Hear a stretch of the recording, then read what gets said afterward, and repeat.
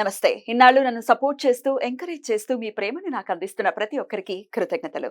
అలాగే ఈ వీడియో కూడా ఖచ్చితంగా మీకు ఉపయోగపడుతుంది. లైక్, షేర్ అండ్ సబ్స్క్రైబ్ చేసి మీ సపోర్ట్‌ని నాకు అందించండి. అలాగే ఈ వీడియో పట్ల మీకున్న అభిప్రాయాన్ని కామెంట్ సెక్షన్‌లో కామెంట్ చేసి తెలియజేయండి.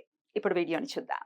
నమస్తే. Welcome to our channel. నేను పద్మిని. ప్రస్తుతంతో పాటు ప్రముఖ ఆధ్యాత్మికవేత్త, జ్యోతిష పండితులు, అమ్మవారి సేవకులు, దత్త గణపతి ఉపాసకులు మురళీధర శర్మ గారు ఉన్నారు. మాట్లాడదాం. మురళి గారు నమస్తే. మహాదేవ శ్రీమాత్రే నమః.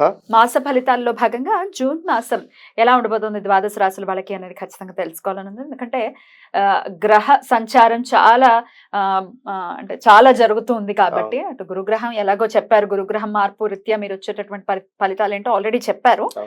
మాస ఫలితాల్లో భాగంగా ఎలా ఉండబోతోంది జూన్ మాసం ద్వాదశ రాశుల వాళ్ళకి? తప్పకుండా ఈ యొక్క 6వ నెలలో కుజుడు ఎస్పెషల్లీ మనకు మీనంలో నుండి మేషంలోకి రావడం జరుగుతున్నది.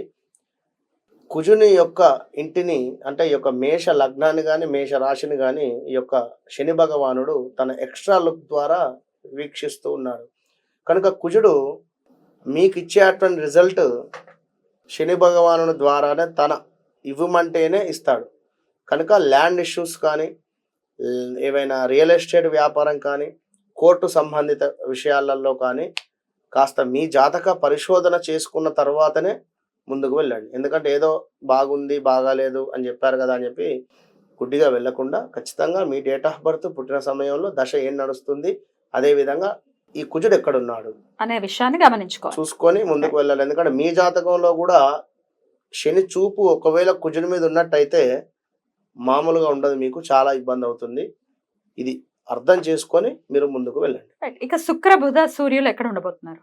వీరు మనకు వృషభము, అదే విధంగా మిథునములు. కనుక వీటి వలన కూడా జరిగేటువంటి ప్లస్లు మైనస్లు మనం ఈ యొక్క వీడియోలో తెలుసుకుందాం. తప్పకుండా. మరి ఈ జూన్ మాసంలో ద్వాదశ రాశుల వాళ్ళకి ఎలా ఉండబోతుంది ఇప్పుడు తెలుసుకుందాం. మరి ఇక కుంభరాశి వారికి ఈ మాసం అంతా ఎలా ఉండబోతోంది మురళి గారు? తప్పకుండా అమ్మ.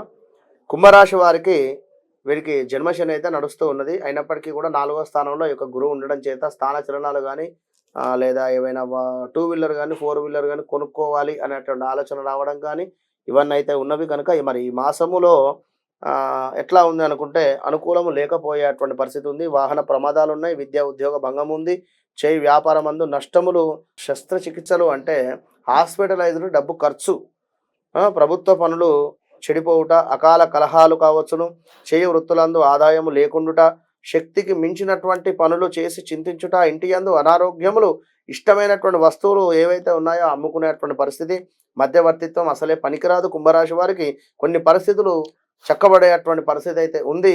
మరి ఆలోచనలో మార్పు వస్తుంది, ఖర్చులు విపరీతంగా ఉండేటువంటి పరిస్థితి అయితే ఉంది. ఈ యొక్క జూన్ నెలలో చాలా జాగ్రత్తగా మాత్రము ఉండాలి అని చెప్పి చెప్పడం జరుగుతూ ఉన్నది ఈ యొక్క కుంభరాశి వారికి. మరి యొక్క కుజుని మార్పు వలన మీకు 3వ స్థానంలో కుజుడు, అదేవిధంగా శని మీ జన్మలగ్నం నుండి 3వ స్థానం మీద పడడం చేత ముఖ్యంగా మీకంటే చిన్నవారు, తమ్ముడు కానీ చెల్లెతో కానీ విభేదాలు ఏర్పడేటువంటి పరిస్థితి అయితే ఉంది.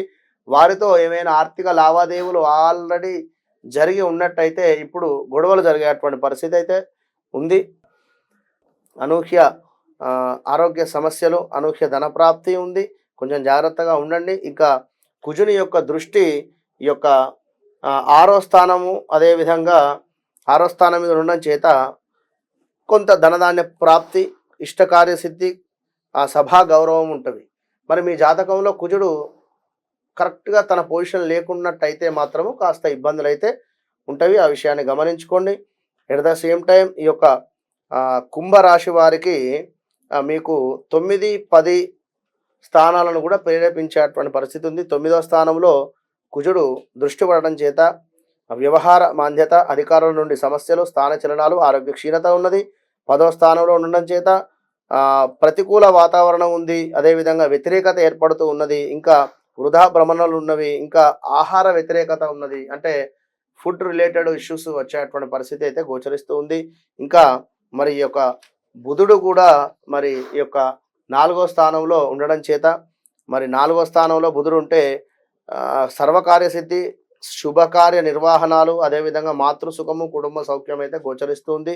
మరి యొక్క శుక్రుని మూలకంగా అందరి వలన ఆనందం ఉన్నది, వాహన ప్రాప్తి, వాహనాలు ఎవరైనా కొనుక్కోవాలి అని అనుకునేటువంటి వారు, శుక్రుడు సొంత ఇంట్లో ఉన్నాడు కనుక కుంభరాశి వారు కొంచెం మీ జాతకాన్ని కూడా ఒక్కసారి పరిశోధన చేసుకొని మీరు ముందుకు వెళ్ళండి.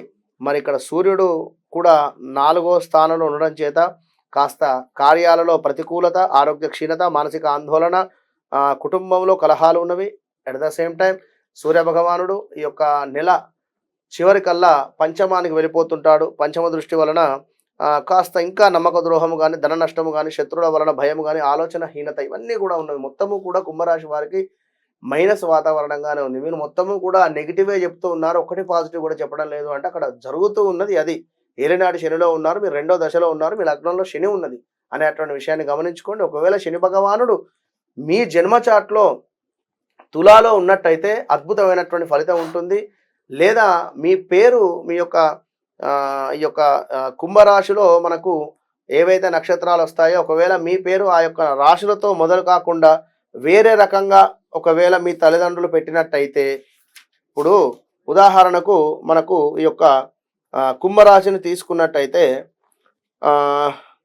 శతభిష నక్షత్రము, ధనిష్ట నక్షత్రము, అదేవిధంగా మనకు పూర్వభద్ర వస్తుంది. ఇక్కడ ఏమిటి గా గి గూగే కానీ సు అక్షరము కూడా కుంభరాశిలోకి వస్తుంది.